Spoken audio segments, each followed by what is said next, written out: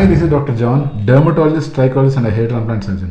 I performed more than 1800 hair transplants passionately and still counting. Hair transplantation surgery health insurance cover చేస్తుందా అంటే మీ అందరికీ health insurance పాలసీలు ఉంటాయి.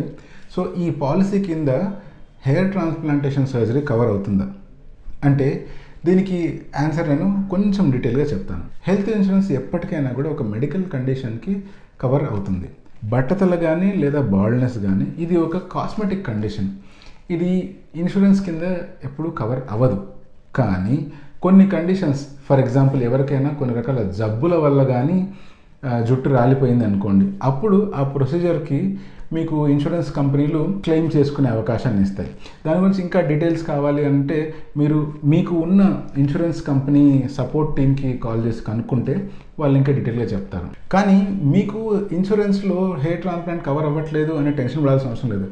ఇప్పటి కాలంలో హెయిర్ ట్రాన్స్ప్లాంటేషన్ చాలా అఫోర్డబుల్ అయిపోయింది. ఎస్పెషల్లీ మన ట్రైకోస్లో మనకు బజాజ్ ఈఎంఐ ఆఫర్ ఉంది and at the same time credit కార్డులో ఈఎంఐ చేసుకునే ఆఫర్ ఉంది అండ్ కాస్ట్ కూడా చాలా అఫోర్డబుల్ ప్రైసింగ్లోనే ఉంటుంది.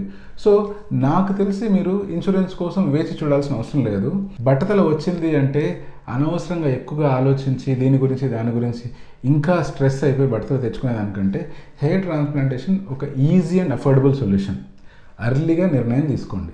This is doctor John signing of.